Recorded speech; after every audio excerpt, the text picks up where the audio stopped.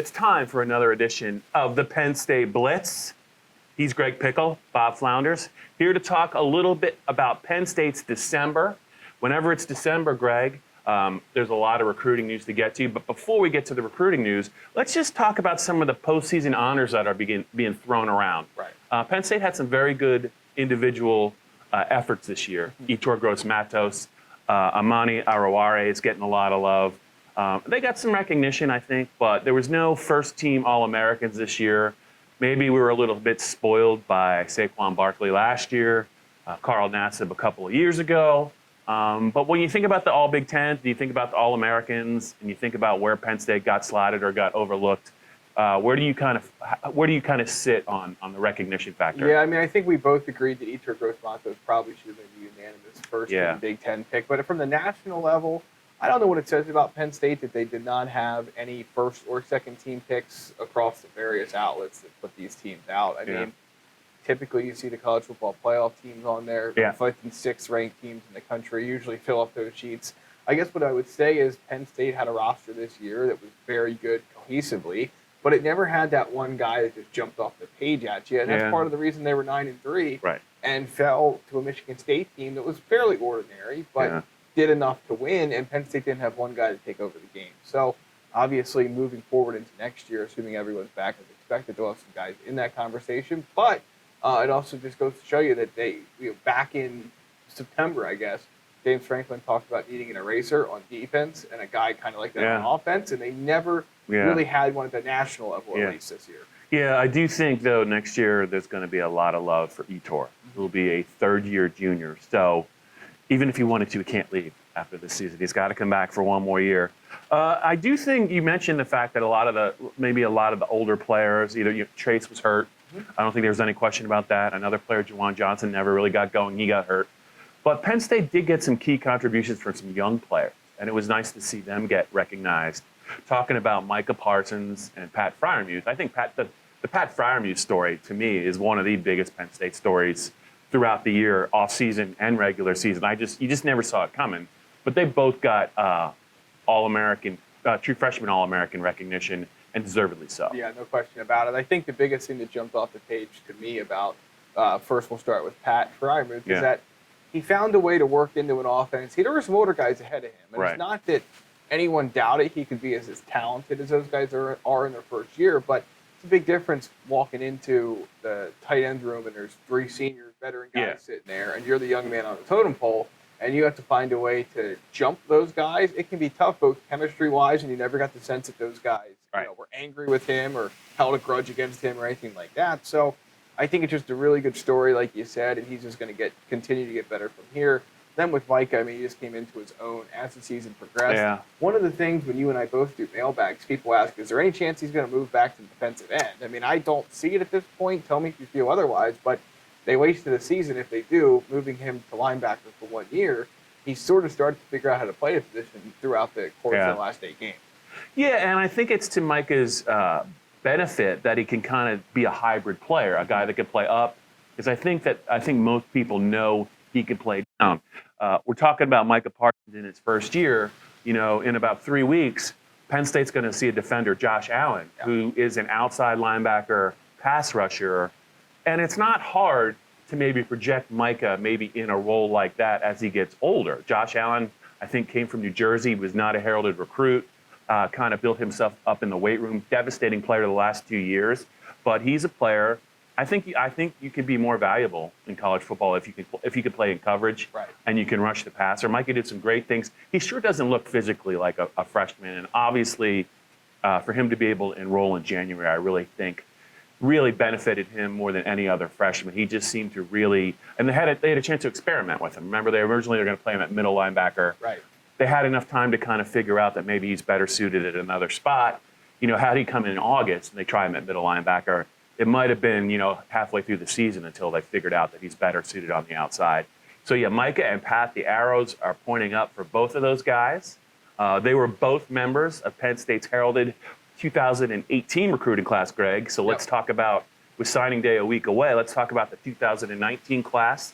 Penn State stands, I believe, with 16 commits. And they're still in play for maybe 5 or 6 other kids kids who maybe are going to be announcing sooner on signing day. So can you kind of just walk us through the names that Penn State fans need to remember and kind of assess the chances of the players? Yeah, so I mean, if players. you're just checking back into your Penn State news, you probably have seen some videos on our YouTube page. Do you remember the YouTube page, Bob? youtube.com/allaccess. Oh my gosh, it seems like it was like months ago that I was botching that website address, but now that it's back in my memory, I'm never going to forget it again. Very good. Well, if you go back and watch some of the older videos, you would certainly probably see that we talked about 17 commits for a long time. They dropped to 16 because Emory Simmons, the 3-star wide receiver, decommitted on Saturday. He's now going to go to North Carolina. Mac Brown gets his first recruiting win with the Tar Heels. So that leaves Penn State with 6-7 spots left in this recruiting cycle. Guys, watch at this point. Depending on when you're watching this, Trevor Keegan, the 4-star offensive lineman from Illinois, he may have decided already. Michigan, Georgia, Penn State, his final 3.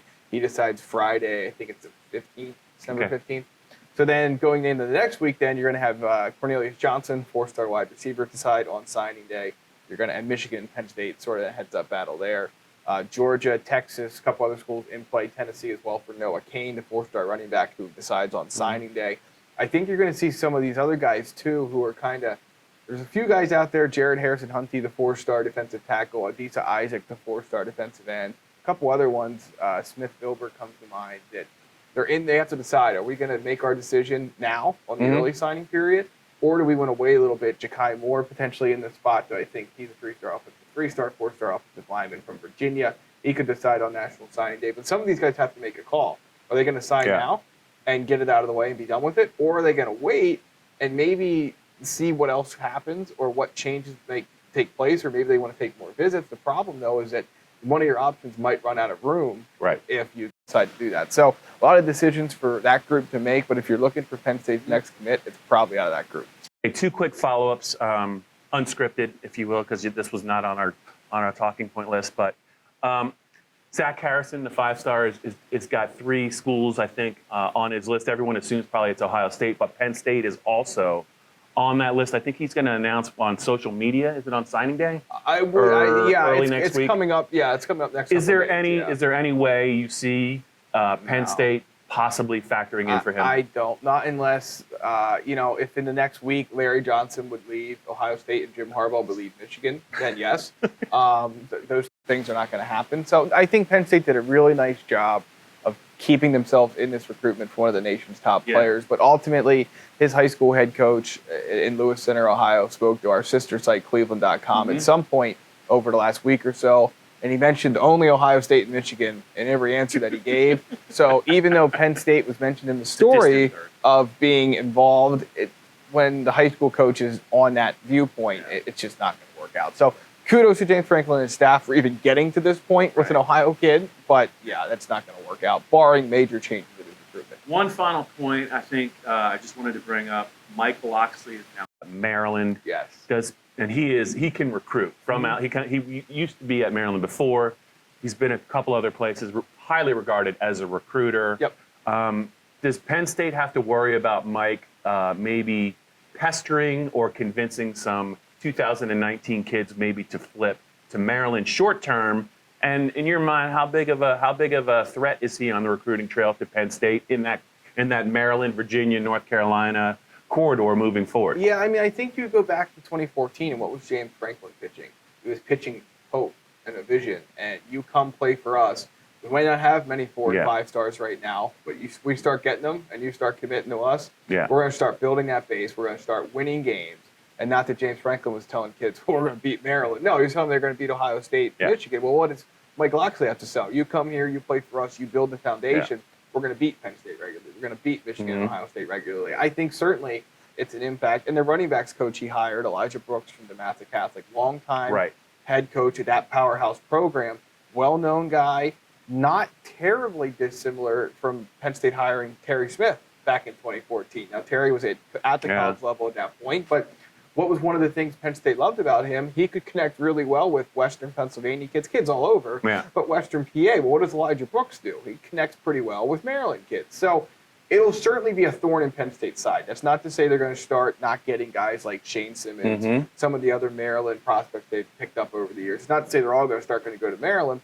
The Terps will be a thorn in Penn State's side. How do you keep that thorn away? Well, just ask Penn State, because Ohio State and Michigan have won a lot of heads-up battles. Penn State's won a few, but Ohio State and Michigan have won most of them when those three schools go head-to-head or all three are chasing a recruit, because they more consistently have beat Penn State. So if Penn State keeps winning over Maryland, which that Friday night game was a curveball for this coming season that was announced, I guess, on Monday, they'll be just fine. And just interesting to watch how Penn State will do in Virginia moving forward, because they've been really pulling some really, really good kids. Etor Gross-Matos, Ricky Slade, just to name a few. Trace McSorley. That guy. Yeah, but they've done very well in Virginia, and I would think Mike Loxley might have something to say about who goes where from the state of Virginia. It's fascinating stuff. Penn State is still getting ready for the matchup with Kentucky in the Citrus Bowl. Greg has just informed me, because I was looking all over every website, I couldn't find it, that Penn State's a 6.5-point favorite. We'll have more on Penn State, I think, later in the week. There's a Bowl Media Day opportunity in State College. We'll be reporting on that. But this is a wrap on this edition of the Penn State Blitz.